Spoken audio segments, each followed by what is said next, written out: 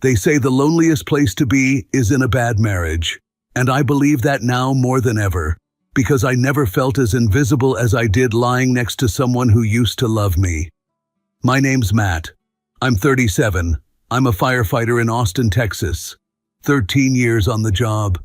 I've pulled people out of burning buildings, cut crash victims out of twisted metal, stood in smoke thick enough to choke a horse, and none of that ever scared me as much as sitting across the dinner table from my wife, feeling like a stranger in my own home. People think firefighters are made of stone, that we're always fine, but I was falling apart silently, and no one saw it, not even her. I met Savannah in 2016 at a friend's birthday cookout. She was sharp, magnetic, sarcastically charming, a school psychologist, the kind of person who asks how you're doing but never reveals anything unless it serves a point. That mystery pulled me in. We started dating that fall, got married 2 years later. She was fire, I was structure. She made me feel alive. For a while, we had that energy, passion, surprise weekend trips, long showers, laughing until 2 a.m. The physical part?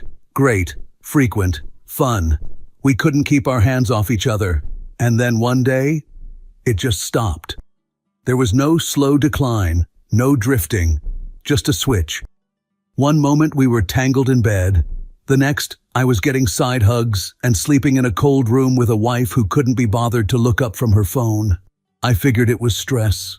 Her job was heavy. She worked with kids who carried more than they should at their age. One student in particular kept her up at night, and I could tell it weighed on her. We went from spontaneous intimacy to once every 2 months, mechanical, detached, like she was ticking off an item on a list. I tried to bring it up, gently. "Are you okay with how things are between us?" I asked one night. I feel like we're drifting." She didn't even flinch. "Matt, I'm tired. I don't think about that stuff like men do. It's not a big deal." But it was. It broke something inside me. Not just intimate, emotionally. I didn't feel wanted or chosen. I felt like a roommate who paid half the mortgage and fixed the sink. I didn't lash out. I didn't cheat. I just stayed.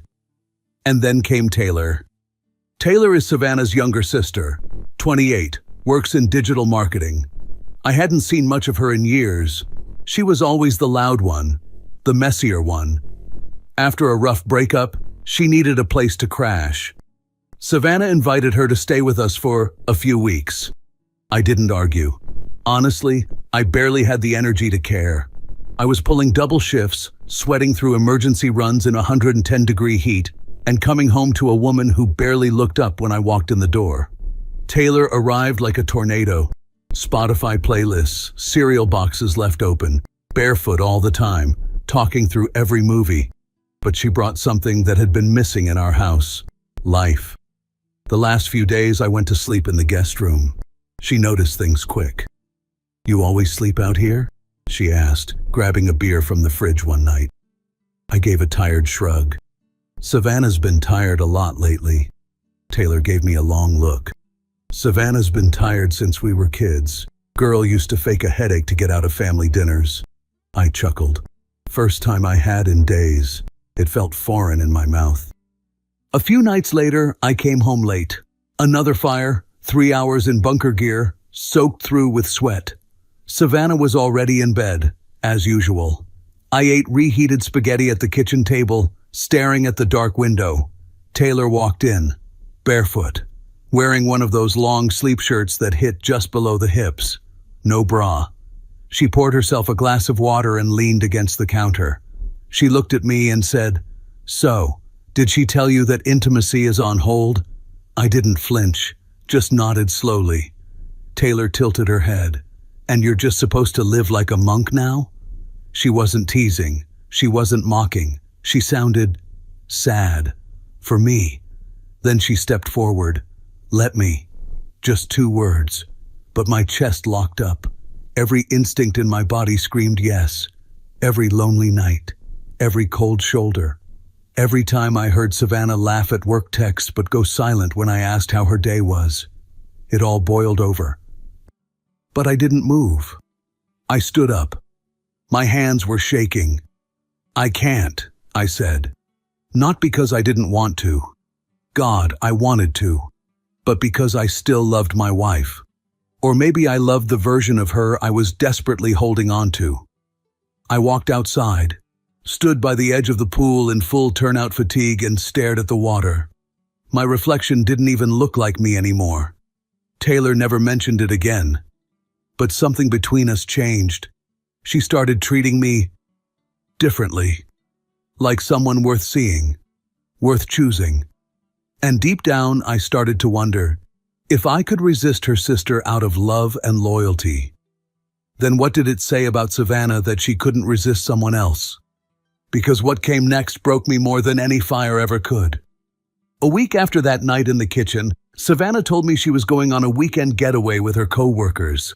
Some kind of spa retreat in Sedona, stress relief, team bonding, whatever. She told me over her shoulder while packing a small overnight bag, like she was heading out for groceries. No kiss, no eye contact, just a, "Don't forget to feed Duke," and she was gone.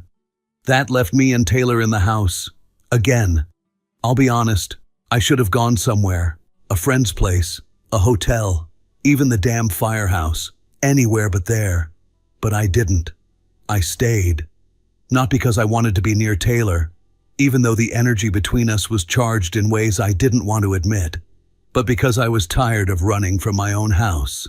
Friday night, I got home from a 12-hour shift, still smelling like smoke and ash. Walked into the house and something smelled good. Garlic, wine, sautéed onions. Taylor was in the kitchen, barefoot again, wearing one of those long shirts that probably wasn't meant to be worn in front of your sister's husband. She smiled when she saw me. "Hope you're hungry." I was starving, for a lot more than food. We ate together at the kitchen table, pasta, red wine, laughter that felt too easy. She made me watch a ridiculous reality show after dinner, and we ended up on the couch. Not touching, not talking much, just sitting in the thick air between us.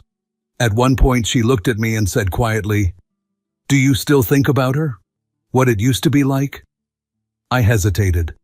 That question carried too much weight. "I do," I said finally. "Not because I want to, but because I don't recognize who she is anymore. And I miss the woman I married." Taylor nodded. "I watch her treat you like a joke," she whispered.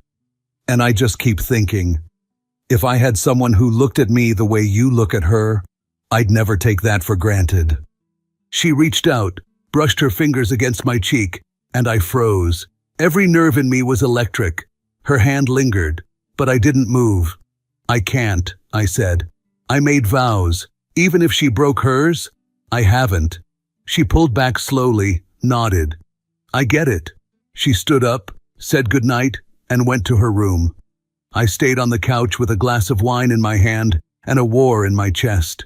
I wanted to feel like the good guy, like I had done the right thing, but all I felt was broken, because I wasn't even sure who I was trying to be good for anymore. Saturday passed in a blur. I did chores, took Duke for a long walk, cleaned the garage. Taylor kept her distance, but I caught her watching me more than once, with that same soft expression, pity mixed with something else. Sunday evening, Savannah came home, dropped her bag at the door, gave me a distracted nod, walked straight into the bedroom, scrolling her phone. No kiss, no, "I missed you," nothing. 5 minutes later, she was in bed, back to the wall, glowing screen lighting her face. And for the first time, I didn't feel hurt. I felt free, because something in me had snapped, and that quiet, empty return made one thing absolutely clear. She had already left this marriage. She just hadn't bothered to pack her things. The next morning, something strange happened. She left her laptop open on the kitchen counter. I wasn't snooping. I swear I wasn't. But a message notification popped up in the corner. Some generic male name. Zach. I almost walked away. Almost. But something about it itched. I clicked, and the world tilted. There were dozens of messages. Inside jokes I didn't understand. Flirty comments. Missed you last night. Can't wait for your hands again. One photo she sent him in a hotel mirror. Lingerie I'd never seen before. The timestamp? Same weekend she was supposedly at the spa. I didn't breathe, didn't blink, just scrolled. There were older messages, months old, maybe longer. Mentions of work conferences, business trips. Don't leave marks this time. I closed the laptop. My hands were shaking.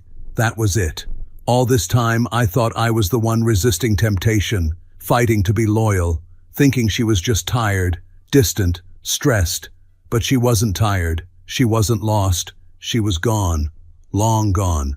And worse, she'd made me feel guilty for wanting to be touched, for needing affection, while she was out there letting another man undress her in hotel rooms. I didn't confront her right away.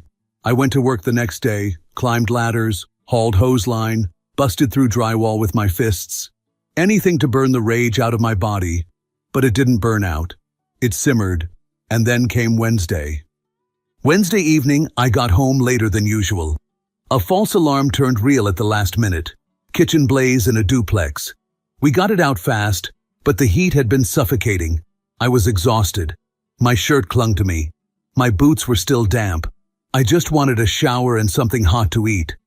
As soon as I stepped into the house, I knew something was off. It was too quiet. Not the usual cold silence I'd grown used to. This was tight, coiled silence. The kind that waits to explode. Savannah was sitting at the kitchen table. No phone in her hand, no food, no wine. Just sitting, elbows on the table, hands clasped in front of her, jaw tight. Her eyes met mine, red-rimmed, angry. I closed the door behind me slowly. Hey. She didn't answer, just stared. And then, out of nowhere, her voice, flat, sharp. Are you sleeping with my sister? I blinked. The question hit me like a slap across the face. What? Her nostrils flared. Taylor, don't act confused. I've seen the way she looks at you. And I saw you two on the couch Sunday night, laughing, drinking wine, sitting too close. I dropped my gear bag on the floor and took a breath. Nothing happened, Savannah. Not even close. She scoffed. Right. And I'm supposed to believe that? I haven't touched her. Not once. Haven't kissed her. Haven't so much as brushed her arm. Her eyes narrowed. You looked like you wanted to. That's when the anger flared in my chest. A slow, dangerous heat. I stepped closer, keeping my voice low and steady. You know what? I did want it. For 1 second. After 2 years of cold dinners, cold beds, and colder stares, someone finally looked at me like I was still a man, but I didn't touch her. I got up. I walked away, because I loved you. Her mouth opened, but I cut her off. I walked away because I thought you were just tired, or stressed, or maybe you didn't know how to ask for help. I thought we were salvageable. I thought there was still a version of you that gave a damn about this marriage. I laughed, dry, humorless. But here you are, accusing me, with nothing, not a message, not a moment, just a look, and yet you've got the nerve to act betrayed? Now it was her turn to freeze, because she knew. Her eyes twitched, her hands clenched. I found your laptop on Monday, I said, quieter now. It was open. You left the messages pulled up. You were texting during your spa retreat. I pulled out my phone and opened the photo I had taken. Screenshot of the messages. Turned the screen to face her. Zach, I miss the way you taste. You. Me too. I needed that. Same time next month? Savannah's face went pale. She looked at the screen like it had teeth. You weren't at a spa, I said. You were in a hotel with someone named Zach. While I was working 12-hour shifts and feeding the dog and telling myself this marriage just needed time. She didn't say a word. I trusted you, I said, almost choking on it. I turned down your sister out of loyalty. And you? You were busy arranging your next weekend with another man. Her mouth opened again, finally, but no words came out. You made me feel ashamed for wanting you. You made me feel needy for missing your touch. You let me question myself for months, while you were sneaking around with someone else. And now you want to talk about betrayal? Her hands trembled. Her face collapsed in a swirl of guilt and fury. You think I meant for that to happen? She snapped finally. It wasn't some big affair, Matt. It just happened. I was lonely too. I nodded slowly, jaw tight. Difference is, I chose not to act on that loneliness. You didn't. She fell back into the chair like her legs had given out, covered her mouth with her hand, said nothing. I looked around the kitchen, the same one where we'd once danced barefoot to old songs, where I'd made her pancakes on Sundays. And now? It felt like a crime scene. Like love had bled out on the tile, and no one called for help. I turned toward the hallway. I'll sleep on the couch tonight, I said. But not because I'm guilty. Because I'm done. I didn't sleep that night. Not because of guilt. I had none left. Not because of fear. There was nothing left to fear.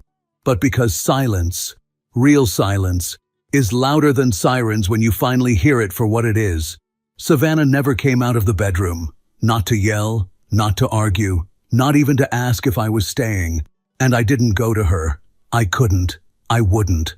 I lay on the couch, staring at the ceiling fan spinning slowly above me, the only sound in a house that once had laughter, once had music, once had us. Now, just that quiet hum of something dead still pretending to be alive. Every hour felt like a mile of distance I was putting between us, without moving an inch. The next morning, I woke to the sound of Duke's nails tapping across the hardwood floor. He sat by my side, head tilted, tail giving one lazy wag like he was asking, "Is it over yet?" "Yeah, buddy, it is." I got up, made coffee, didn't bother knocking on the bedroom door. I wasn't interested in another apology wrapped in excuses. I'd heard enough. I'd believed enough. Instead, I walked into the kitchen and found something else waiting. A small handwritten note, folded neatly and placed by the sink. Taylor's handwriting. Matt, I'm sorry. I never meant to be part of this unraveling. You didn't do anything wrong. You were kind, loyal, and better than either of us deserved. I can't stay here. You deserve peace, and I just made things messier. Take care of yourself. T. No phone number, no forwarding address, just absence. I didn't try to find her, not out of spite, but because I needed to stop chasing ghosts. Taylor wasn't the answer. She was just the reflection in the shattered glass that made me finally look at the wreckage, and it was time to step through it. I filed for divorce that Friday. I didn't tell Savannah in person. I emailed her the paperwork while she was at work. The next morning, she knocked on the front door of the apartment I had temporarily rented on the other side of town. She didn't cry at first. She just stood there, disoriented, as if seeing me in a different space, a space without her, was harder to process than the betrayal itself. I didn't know what I was doing, she said. Her voice was quiet, fragile. I didn't say anything. I didn't feel wanted anymore. You were always gone. The shifts, the exhaustion. It felt like you lived in a fire truck. I nodded. Yeah. And when I came home, I slept on the couch while you laughed at texts from another man. That stopped her. She swallowed. Her eyes welled up. I thought you'd be patient forever. I was, I said. I waited for you long after you were already gone. She stepped forward slightly. We could go to therapy. Try to fix this. I still love you. I looked at her. Really looked. At the woman I once would have run through a burning building for. And all I saw was smoke and memory. This isn't about love anymore, I said. It's about respect, and you lost mine. She cried, she begged, and for the first time in years, I didn't feel pulled. I didn't feel guilt. I didn't feel anything but clarity. 2 months later, I moved into a small third-floor apartment on the south end of Austin. Nothing fancy, clean floors, quiet neighbors, a little balcony that overlooked a parking lot, and, if the sky was clear, the edge of the hill country. Duke settled in fast. He sleeps at the foot of my bed now. I kept working shifts at the firehouse, Picked up a few more, started helping train rookies, started showing up for myself. There's something about fire that teaches you how to move forward, how to walk through the worst and come out breathing. It didn't heal everything, but it reminded me, healing isn't passive. You don't wait for it. You choose it. Every single day. 3 weeks ago, I got a message.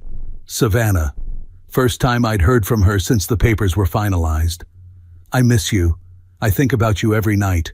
I didn't realize how broken things were until you left. I'd do anything to undo it. I stared at the screen for a long time. Not angry, not sad, just quiet. And then I turned off my phone and set it face down on the table. Because she was right. I had finally left. Not just the house, not just the marriage, but the waiting. People think firefighters are fearless, that we run into burning buildings, pull people out, face the worst and come back whole. But the truth is, sometimes the hardest fire to survive is the one inside your own home. And sometimes the bravest thing a man can do is walk away from a house that already burned to the ground and never look back.